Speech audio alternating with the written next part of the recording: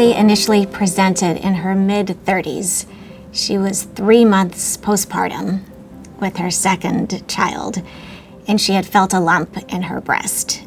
This prompted imaging, which confirmed a mass in the breast, a T2 lesion. Based on her clinical presentation, she underwent genetic testing as a woman in her 30s with a triple-negative breast cancer and was found to have a deleterious BRCA mutation. We discussed the likelihood that she would need radiation treatment after the surgery. During her radiation therapy, she began to experience kind of intractable headaches. The imaging showed brain metastases. The brain tumor was so scary, and I was so fortunate to have the care team that I did, and they were so confident, and we were very confident in them. She was immediately admitted and underwent neurosurgical evaluation and was operated on by our neurosurgeons the very next morning.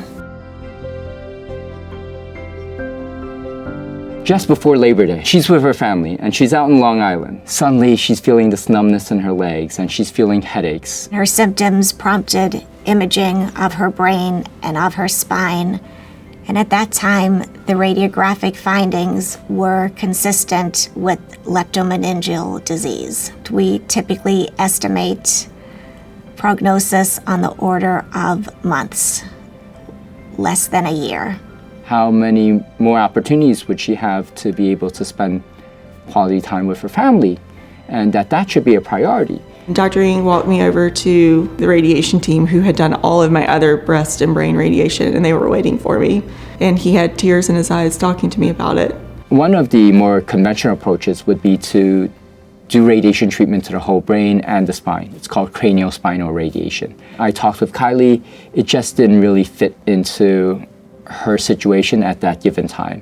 And we agreed that, and maybe this was a little bit out the box, what we were going to try to focus on was where she was feeling symptoms, which was the lower spine disease that was causing her lower back pain, causing some leg weakness. Her diagnosis came at a time when we were starting to use immunotherapy in breast cancer. It was not yet approved, but there was data to suggest that it might be helpful, particularly in triple-negative breast cancer. But I really wanted to make sure that we were doing the right thing for Kylie, and encouraged her to seek opinions outside of our institution with other experts in treating breast cancer with brain metastases and leptomeningeal disease. We actually flew across the country and met with another hospital or another cancer treatment center. They weren't as ideas-based as these doctors that I was working with at New York Presbyterian. Treating Kylie has always been an art, trying to balance side effects of therapy in order to preserve her quality of life and her active life and maximize efficacy. A couple of months passed without treatment. I was feeling a little better. And so we did the scans and they were totally clean. And she said, okay, I think this is time for you to live. We've kept you alive. Now it's time for you to live. Here we are now 5 years since her diagnosis of leptomeningeal disease. And Kylie is off therapy. She is feeling well.